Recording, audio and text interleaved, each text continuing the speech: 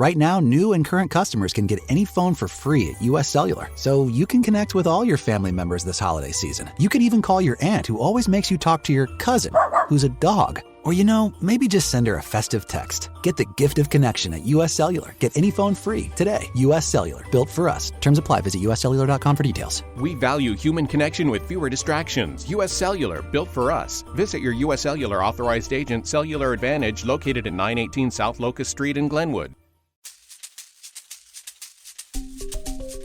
Hi, my name is Richard Dix, and this is How Did That Happen? A podcast where I look at everyday things or events and try to figure out how they came to be. Every week I will research one topic, and by the end of the episode, I hope to truly have the answer to the question, how did that happen? Hello, and welcome to another episode of How Did That Happen? This week, we're discussing silverware, and I learned that there are some really old spoons out there. Come along for the ride this week as I ask, silverware, how did that happen? All right, it is another episode of How Did That Happen? I just want to, before we get into the actual topic, I wanted to just talk with you guys for a second and just say, I guess I appreciate, the love that I'm seeing on the page. It's growing. Our followers are growing. Our listeners are growing. As of now, I believe we've hit 500 downloads, which is it's pretty wild. And thank you guys for that, because when I started this podcast, I didn't think I'd have 50 downloads, and so to even say that we have 500 downloads now is it makes me want to keep going, makes me want to put some more topics out there. So if you guys are digging it, come on, we'll just keep on finding out how things happen. That's the goal. And if you're not, let me know why you're not. That's cool, man. There's so many podcasts out there. You can you don't have to listen to this one, but if there's something that you don't like, I'm not saying I'll change it, but it'd be good to know that, it'd be good to know. But yeah. We're gonna be on to our topic of silverware and how that happened. Early humans created sharp tools by hitting two rocks together, and the collisions would break off a piece of those rocks, and that would leave a sharp edge. And that could be used for hunting or to scrape animal skin for clothing. And that's kind of the first real iteration we see of any sort of like tool that they then, that tool then kind of evolves into early silverware. Spoons are the oldest type of silverware, if you will. They did not look like regular spoons that we have now, and early ones, didn't even have handles. They would use any object they could find to scoop the food into their mouths, like seashells or bones from animals. Some of the earliest evidence that we have that people used forks is in Asia during the Bronze Age, which is approximately 3300 BC to 1200 BC. This age is marked by the fact that's the first time that humans began using metal tools. So like before we talked about, it's like any rock they could find or really anything you can make sharp.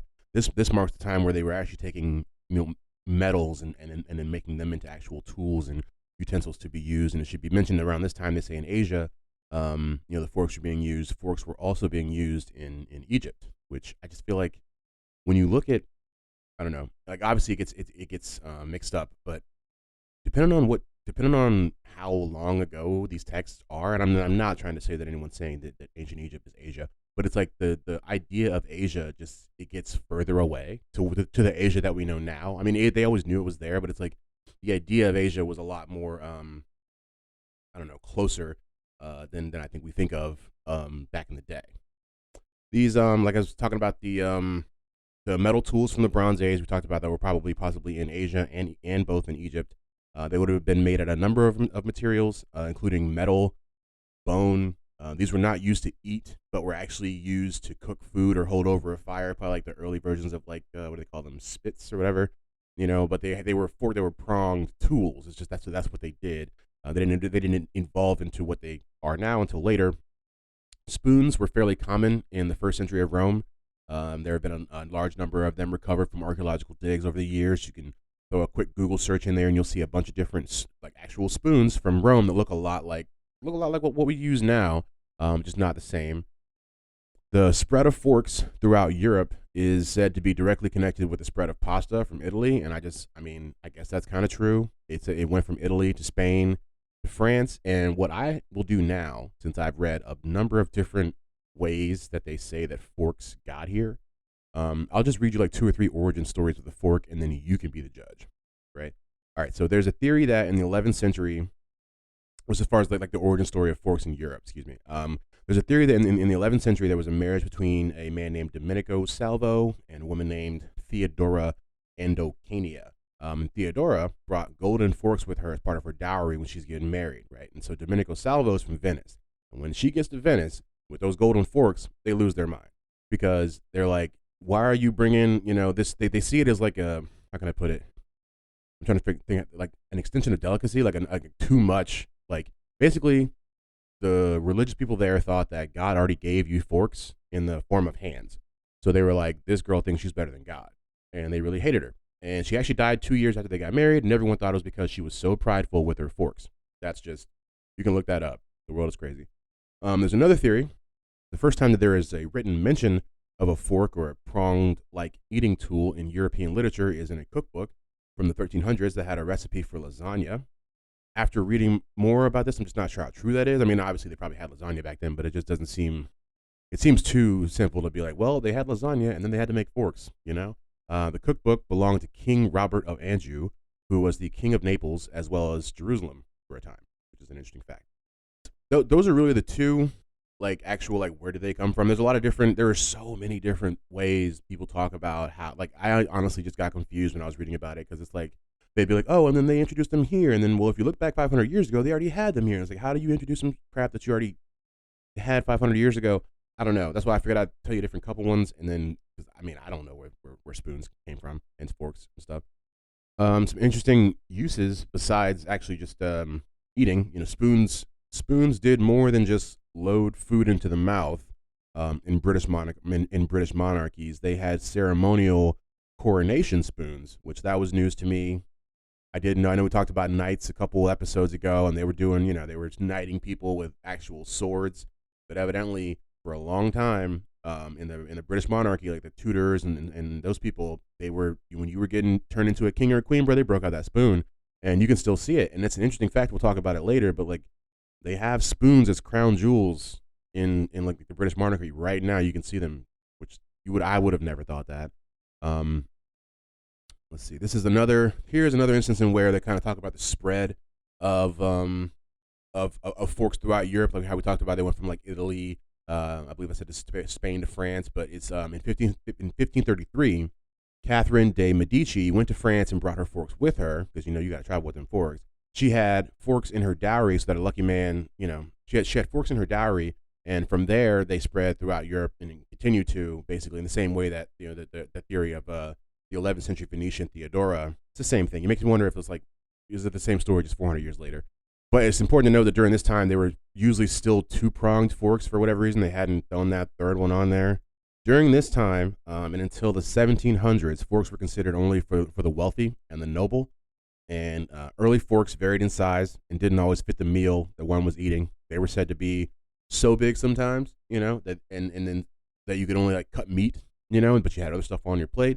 Or like so small that they were only suitable for desserts, but then you got some meat on your plate. You're just like, I would probably like a trip, like, I would say it's like the same thing as like when we were making the transition from like swiping to like chips. Because it was just like everywhere you went didn't have what you had. Either they were like, yeah, we're swiping here, or you go over there and like, oh, we're chipping over here. But it's like for like 3 years, man, it was like nobody knew how we were taking payments. And I imagine it must have been the same way at that time when you sit down to eat and you're just like, oh, I got the little fork this time. Like, bro, we're eating freaking pot roast or whatever. And, and you sit down and like, you got like this piece of cake and your fork is like, I don't know. So if we're going to talk about forks and spoons, we got to talk about knives. The butter knife originated from a man named Cardinal Armand Jean du Plessis. And he was the Duke of Richelieu. If I didn't get that right. This is an interesting story. He threw a lot of parties, but he hated to see the people he threw parties with reach out and stab their food, right? And eat it off the blade like some sort of barbarian. And he also didn't like the way that you would use the knives at the end of the meals to pick their teeth, also like barbarians. So this dude was basically, he said, I'm gonna shave down all the knives in my house. So you can't do that. You can't be stabbing stuff like that. Don't be picking your teeth with this crap. These are just for actually like, I guess eating in what he considered to be a humane manner. right? And so basically, the butter knife is born in 1637 at this guy's next dinner party because he was just like, y'all are heathens, and I got to do something about it. It's pretty wild when you think about it. Next time you look at a butter knife, think about the fact that it came about because a French dude was like, no more. I don't know. Okay. In 1669, King Louis XIV of France outlawed all pointed knives. So once again, French people do not like knives with points on them. That's something I just learned. This was an effort to assuage violence in the streets, but all it really did was make sure that there was only dulled blades on the table for people's meals. So basically, he was like, this decree is going to stop violence because y'all can't have sharp knives. But they kept stabbing people, and then they put butter knives on the kitchen table. It's like, I don't know. It's like laws never work for whatever reason, you know. Steak knives were only given when needed, or the waiters or servants would cut the meal for the person. So it's like, in this invention made its way through the rest of Europe and on through the rest of the world, of course. But basically, during that early times, you would be sitting there and you'd have this big hunk of meat or like these really, really tough vegetables, and then you got to be like, yo, my man, or, you know, excuse me, servant, my slave, dude, can you cut this for me real fast? You know, because I don't have, can't be touching them sharp knives out here. It's just wild when you really think about it. Let's see. This is another interesting thing. The difference in the way that Americans and Europeans hold a knife and fork can be explained because of America's late adoption of the fork. And I'm probably not going to explain this as well as other people did that I got it from, but it makes sense, especially because there's this whole idea of like using your utensils wrong, right? Eating the wrong way. You put your fork in this hand and you do whatever, the scoop, or you slice, and it's like and so people will like really get up in arms about that stuff and say, this is the right way, this is the wrong way. What it really has to do with is that when the fork came over to America, Americans were already used to using spoons, which they were used with the dominant hand, because your weak hand isn't always the best at getting stuff from your plate to the mouth. If you think about it, that's very simple. Like, you have a certain hand that you probably use. I mean, you know what I mean? It's like, you ever try to use your non-dominant hand for stuff like that? It's like it's extra work. So when the fork came over, Americans used the same method. And that's why you will see a lot of Americans with a knife in their right hand and a fork in their left hand for cutting. And people look, especially the Europeans, look at us differently. And it's like, you don't know how to eat. It's like, well, really, we just learned at a different time. And it was because Americans were a little bit resistant to forks when they first came over that basically led to that.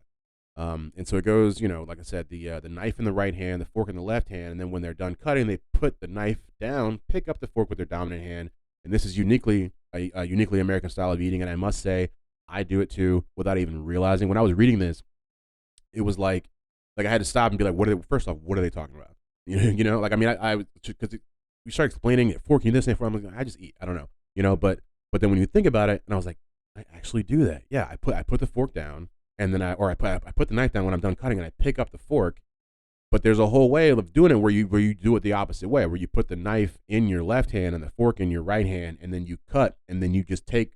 I can't believe I'm explaining how to eat on this podcast, but then you take the fork and you just put that in your mouth, right? And I've seen people do that, and I honestly thought it was just like a generational thing, but I mean, lo and behold, it's literally because we got forks late, bro. That's all it is. Like, we got as Americans, we got forks like 200 years after everybody else. Or I mean, as far as like being commonplace, you know what I mean? It was probably like when you go, it's like they said, for hundreds of years, utensils was a rich people thing. They were just a straight up, you have money, you don't eat with your hands, right? But if you don't have money, you eat with your hands. And then you go from that to here's a spoon, and then everyone else across the ponds got forks. And then they're like, why is this dude eating weird, when we give him forks? It's like, because he's only had a spoon for a couple hundred years. Y'all were over here forking it up for a long time. And so looking into this, I realized that there are over 30 different types of forks. I didn't know that. I would have probably assumed there were 7. I don't know why 7. Seems like a good solid number. But I'm only going to list like 8. But there are 30 types. So if you ever have nothing else to do with your life, you can find the other 22 types of forks out there. But they're table forks, deli forks, fish forks, salad forks, ice cream forks. I'm not sure if that's true. Fruit fork, dessert fork, and oyster fork. Yeah, and so I looked up a picture of an ice cream fork. What are we doing, people? First off, it's a sport. it's just a silver spork. And so I was thinking that sporks were some great new invention. They're just ice cream forks. But who in their right mind is eating ice cream and is like, anybody got an ice cream fork? I mean, maybe I just live in an uncultured world. That just mind is blown. And so different types of forks. I figured I'd look, there are different types of words for silverware. I'm just going to throw a couple of those at you. Cutlery, silverware, like we mentioned, utensils, flatware, tableware. That's pretty much it. But then I found out something else called hollowware, which is it's not silverware, but it's just like the other stuff that is on the table in addition to the silverware. Like, I obviously am not from this world, but not from like the world of like, I am from this world, of like the rich world with like 7 different types of forks. But man, it's like, I don't know. And so that's pretty much how silverware happened, because with this podcast, like I said, we're not trying to break down who's making silverware right now or who made silverware even 100 years ago. It was more just like, how did it happen that we went from not having silverware to just having silverware, and then just this blossoming of just silverware all across the world, and people were just like, well, I have a table fork, well, I have a deli fork, well, I have a fruit fork. It was like, why? And that is how silverware happened. And now it's time for the roundup. And we're going to round it up. Early humans used sharpened rocks as early knives. Spoons come along in the form of whatever they can find. This leads to the modernization of spoons. Early forks come from China as well as ancient Egypt. The fork migrates all over Europe, making its first stop in Venice. Forks become commonplace. A mad Frenchman invents butter knives out of spite, and Americans eat different because we were late to the party. Things I didn't know before, and now I know them. Never heard of these things. What are they? Okay, so in the things I didn't know before segment, there's a couple things. I'm still honestly tripping off the fact that there's an ice cream fork. I'm sorry, that's still like bouncing around in my brain. The oldest piece the oldest jewel piece in the Royal Crown Jewels of Britain is the coronation spoon that we were talking about earlier. And it's literally a crown jewel. Like I didn't know that. And so when you talk about spoons and stuff, and we talk about their uses and everything, but it's like part of it, you like when you talk about, they were like coronating kings and stuff with spoons 500 years ago. It's like, no, they weren't. But yeah, they totally were, and they kept the spoon. It's still there. That's wild to me. Like that they have a special spoon that's like almost 1,000 years old. I didn't know that. Okay, so next one is that forks are mentioned in the Bible. Did not know that. It's in the first book of Samuel, and I'll quote just a little bit, and the priest custom with the people was that when any man offered sacrifice, the priest's servants came while the flesh was in seething with a flesh hook of 3 teeth in his hand. Right? So the flesh hook of 3, that's a fork. And the book that I'm reading from essentially was probably written 500 years BC, something like that, give or take. So it's just, I did not know. If you asked me, are forks in the Bible? I'd be like, probably not. But that's why this segment is here, because it's things that I don't know. Okay. And that's been another episode of How Did That Happen? I thought it was pretty interesting. That's why I do this stuff. Most of that stuff that I told you guys I did not know before, and it's like that's why it's fun. That's what interests me. So yeah, we're gonna be back for another week. Another episode next week should be episode 20. Will be our 20th episode. Like I said, I appreciate you guys coming along for the ride. Like, rate, subscribe if you can. Any way you can help the podcast and help us get out there for more people to come with us and find out how things happen. It'd be great. Other than that, thank you guys for listening, and I'll see you next week. Ah, the sounds of the holiday. Ho, ho, ho. Because when you open a College Savings Iowa account, you're giving a child the gift of education to help pay for college and trade schools. You get a tax break and peace of mind for whatever's ahead. Register before December 31st, and you could be one of 2 lucky winners to get $5,290. College Savings Iowa. Sounds like success. Visit collegesavingsiowa.com today. Administered by the State Treasurer of Iowa. The holidays start here at Baker's with a variety of options to celebrate traditions old and new. Whether you're making a traditional roasted turkey or spicy turkey tacos, your go-to shrimp cocktail, or your first Cajun risotto, Baker's has all the freshest ingredients to embrace your traditions. Baker's, fresh for everyone. Choose from a great selection of digital coupons and use them up to 5 times in one transaction. Check our app for details. Baker's, fresh for everyone.